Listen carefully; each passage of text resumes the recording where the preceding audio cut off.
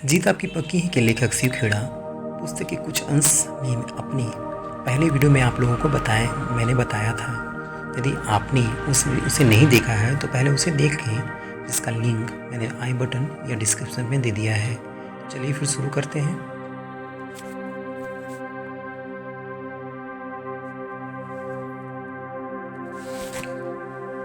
जीत आपकी पक्की है पुस्तक में लेखक आगे बताते हैं कि आशावादी बनिए। कोई आदमी आशावादी कैसे बन सकता है, नीचे दिए लाइन में आपको अच्छी तरह से बताया गया है। इतनी मजबूत बनी कि आपके मन की शक्ति को कोई भंग न कर सके।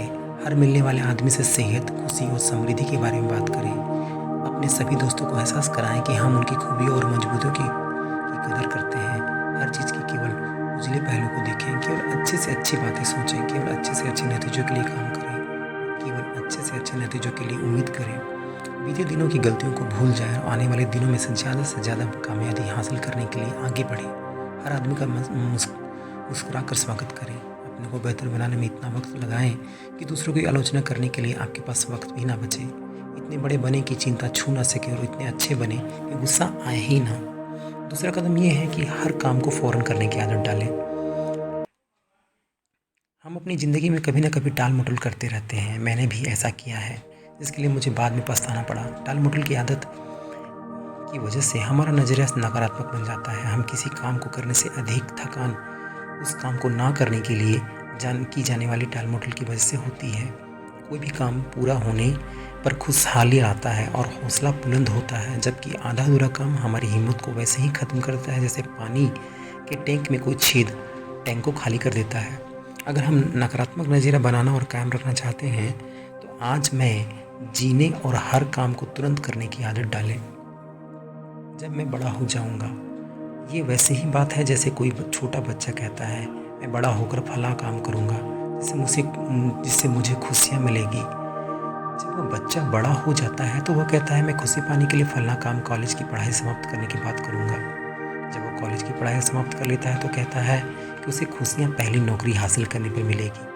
पहली नौकरी मिलने के बाद वह कहता है कि उसे खुशियाँ शादी हो जाने पर मिलेगी। शादी हो जाने के बाद कहता है कि खुशियाँ तब मिलेगी जब उसके बच्चे स्कूल जाने लगेंगे। जब उसके बच्चे स्कूल पढ़ाई पूरी कर लेते हैं तो वह कहता है कि खुशियाँ रिटायर होने के बाद मिलेगी। और जब रिटायर होने के बाद वह देखता है कि आंखों के सामने पूरी ज़िंदगी गुजर चुकी है। कुछ लोग अपनी टाल मटोल की आदत को भरकम शब्दों की आड़ में छिपाते हैं। वे कहते हैं कि मैं बारीकी से सोच रहा हूँ और 6 महीने के बाद भी वे सोच ही रहे होते हैं।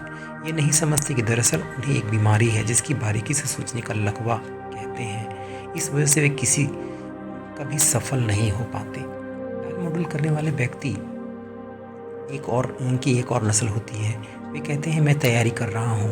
न केवल 1 महीने बल्कि 6 महीने के बाद भी वही तैयारी ही कर रहे होते हैं। वे लोग नहीं समझ पाते कि वे बहानेबाजी की बीमारी से पीड़ित हैं। वे लगातार बहाने बनाते रहते हैं। तीसरा है वर्तमान में जिए। जिंदगी कोई ड्रेस रिहर्सल नहीं है। हम किसी भी दर्शन में विश्वास करते हों और हमें ज़िंदगी का खेल खेलने का मौका केवल एक ही बार मिलता है। दांव पर इतनी कीमती चीज़ें लगी होती हैं कि आप ज़िंदगी यूं ही बर्बाद नहीं कर सकते। दांव पर आने वाली पीढ़ियों का भविष्य लगा होता है। हम कहाँ हैं और किस ओर हैं, जवाब है इसी दौर में है और यही है। इसलिए हम आज को बेहतर बनाएं और भरपूर आनंद लें। इसका मतलब ये नहीं है कि हमें भविष्य में कोई योजना नहीं बनानी चाहिए, बल्कि पैगाम यह है कि हमें आगे योजना बनाने की ज़रूरत है। और अगर हम अपने आज का भरपूर इस्तेमाल खुशहाली के लिए कर रहे हैं तो हम खुद ब खुद आने वाले बेहतर कल के लिए बीज बो रहे हैं। क्या आप मानते हैं? अगर हम नज़रियों को सकारात्मक बनाना चाहते हैं तो टाल मटोल की आदत छोड़ें और तुरंत काम करो पर अमल करना सीखें। ज़िंदगी में सबसे बड़ा दुख भरे शब्द ऐसा हो सकता था, मुझे ऐसा करना चाहिए था, मैं ऐसा कर सकता था, काश मैंने ऐसा किया होता, अगर मैं थोड़ी और कोशिश करता तो ये काम हो सकता था। जो काम आप आज कर सकते हैं उसे कभी भी कल पर ना टालें। बेंजामिन फ्रैंकलिन कहते हैं, मुझे यकीन है कि जीत हासिल करने वालों के मन में टाल मटोल करने की इच्छा जरूर पैदा होगी, पर उन्होंने उसे कभी अपने ऊपर हावी होने नहीं दिया। लोग जब कहते हैं मैं यह काम किसी और दिन करूँगा, तो इस बात को तय मान लीजिए कि वे उस काम को कभी नहीं करेंगे। कुछ लोग इस बात पर इंतज़ार करते रहते हैं कि उनके घर से निकलने से पहले सारी लाल बत्तियाँ हरी सिग्नल देने लगे, पर ऐसा कभी नहीं होता। वे शुरुआत करने से पहले नाकामयाब हो जाते हैं। यह दुखद स्थिति है। अतः टाल-मटोल करना बंद करें। क्या हमें बहानेबाज़ी करने की आदत को इसी समय अलविदा नहीं कर देना चाहिए? तीसरा कदम है एहसान मानने का नज़रिया बनाएं। अपनी दिक्कतों के बारे में सोचने के बजाय अपनी सहूलियत के बारे में सोचें। अपने इर्द गिर्द के फूलों की सुगंध सूंघने के लिए वक्त निकालें। आप कई बार सुनते होंगे कि कोई आदमी दुर्घटना की वजह से अंधा या अपाहिज हो गया, लेकिन उसे हर जाने के तौर पर लाखों रुपए मिल गए। हम में से कितने लोग हैं ऐसे आदमी की जगह लेना चाहेंगे? ऐसा चाहने वाले शायद ही कोई होंगे। हम शिकायत करने के लिए इतने आदी हो गए हैं कि उन चीज़ों की ओर हमारी नज़र ही नहीं जाती जो हमारे पास मौजूद है। हमारे पास ऐसे बहुत सारी चीज़ें हैं जिनके लिए हमें शुक्रगुजार होनी चाहिए। जब मैं कहता हूँ अपनी दिक्कतों के बजाय सहूलियत पर गौर करें, तो इसका मतलब यह नहीं कि मैं आत्मसंतुष्ट हो जाना चाहिए। आसानमंद होने के नज़रिए का मतलब आत्मसंतुष्टि नहीं। यह मेरी बातों से आपको संतुष्ट हो जाने का संदेश मिलता है। तो मैं अपनी बात को न समझा पाने के लिए दोषी हूँ और आप दोषी हैं आप अपना मनपसंद मतलब निकालने के लिए। लोग किसी बात का मनचाहा मतलब कैसे निकालते हैं, यह बताने के लिए मैं यह कहानी सुनाता हूँ। एक डॉक्टर को शराबियों के एक समूह को संबोधित करने के लिए मेहमान वक्ता के रूप में बुलाया गया। वह उनसे सामने कोई ऐसा नमूना पेश करना था जिससे उन्हें एहसास हो कि शराब सेहत के लिए नुकसानदेह होती है। जब दो कांच के बर्तन लाए गए, एक में पानी भरा गया और दूसरे में शराब भरी गई। उसमें साफ पानी में एक केचुआ डाला गया। वह आसानी से तैरता हुआ पानी के ऊपर आ गया, किंतु उसने एक केचुए शराब में डाला और वह सबकी आंखों के सामने टुकड़े टुकड़े हो गया है। तो यह साबित करता है कि शरीर के अंदर शराब का ऐसा ही असर होता है।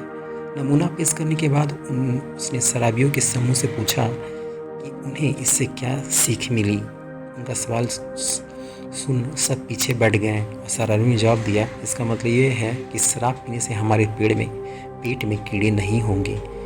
क्या उस आदमी का यह संदेश सही था? बिल्कुल नहीं। किसी बात का मनचाहा मतलब ऐसे ही निकाला जाता है जब हम यह नहीं सुनते जो हमें सुनाया जाता है, बल्कि हम वही सुनते हैं जो हम सुनना चाहते हैं। हमें मिली बहुत सारी नियामतें छिपे हुए खजाने की तरह है। हमें अपनी दिक्कतों के बारे में नहीं, बल्कि अपनी नियामतों के बारे में सोचना चाहिए।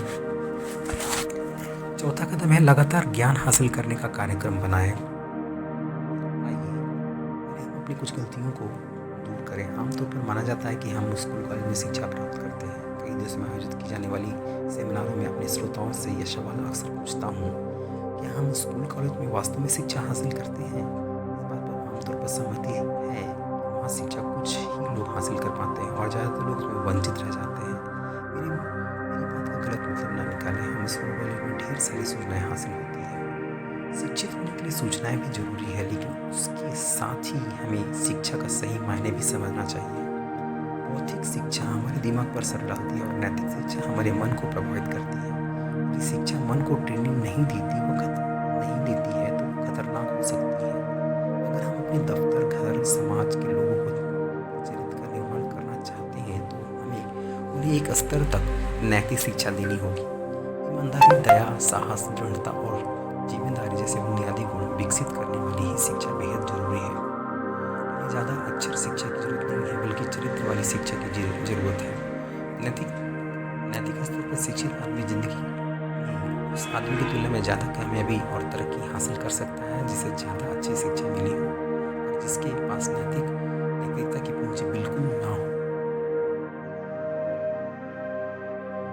असली शिक्षा आदमी के दिल और दिमाग दोनों को ट्रेनिंग देती है। एक अनपढ़ चोर शायद मालगाड़ी से सामान चुराएगा, पर पढ़ा लिखा चोर तो रेल की पूरी पटरी में उड़ा ले जाएगा। हमें ग्रेड नहीं, बल्कि ज्ञान और बुद्धिमत्ता हासिल करने के लिए होड़ लगनी चाहिए। तथ्यों को जानने से ज्ञान हासिल होता है और उसका सरलीकरण करने से समझदारी प्राप्ति होती है। वेब में अच्छा ग्रेड, ऊंची डिग्री हासिल करने के बावजूद अशिक्षित रह जाता है। ज़्यादा सीखे बिना ही अच्छे ग्रेड और डिग्री तो मिल जाती है, लेकिन सबसे अहम बात कोई सिखा सकता है तो वह है कि सीखने के लिए सही तरीके सीखें और सूचनाओं को रटने की कामयाबी वही गलती से शिक्षा समझ लेते हैं। बिना मूल्यों के दिमाग बिना मूल्यों की दिमागी शिक्षा समाज के लिए आफत पैदा करती है। हमें अक्सर बताया जाता है कि ज्ञान शक्ति है, लेकिन ये असलियत नहीं है। ज्ञान तो महज जानकारी का नाम है। ज्ञान में शक्ति बनने की क्षमता और तभी है, और ये तभी शक्ति बनता है जब इसका इस्तेमाल किया जाता है। इंसान पढ़ना नहीं जानता, दूसरा पढ़ना जानते हुए ही नहीं पढ़ता। दोनों में क्या फ़र्क है? बेन फ्रैंकलिन के मुताबिक दोनों खास फ़र्क नहीं है। सीखने और खाने में काफ़ी समानता है। बात यह नहीं होती कि हमने कितना खाया, बल्कि यह होती है कि हमने कितना बचाया। सच यह है कि ज्ञान में शक्ति छिपी होती है, पर असली शक्ति बुद्धिमत्ता है। शिक्षा के कई रूप होते हैं। इसका मतलब केवल ग्रेड और डिग्री हासिल करना नहीं होता। शिक्षा के दायरे में सारी बातें शामिल हैं। अपनी शक्ति को बढ़ाना, आत्मअनुशासन सीखना, दूसरों की बातें ध्यान से सुनना, सीखने की गहरी इच्छा होना। हमारा दिमाग मांसपेशियों की तरह होता है। उतना तेज या मंद होना इस पर निर्भर करता है हम उसका कितना इस्तेमाल करते हैं। आप अगर सोचते हैं कि ज्ञान पाना महंगा है, तो अज्ञानी बन के देखो। तो दोस्तों, आज के लिए इतना ही। यह वीडियो आपको कैसी लगी? शेयर करें अपने दोस्तों, परिवारों के सदस्य, अपने पड़ोसियों को, जिससे वे कभी कुछ सीख सके। और यदि आप इस चैनल में नए हैं तो सब्सक्राइब करें और बेल आइकन को प्रेस करें, ताकि जैसे ही वीडियो मैं डालूँ आपको नोटिफिकेशन पहुंच जाए। और अंत में वीडियो देखने के लिए धन्यवाद।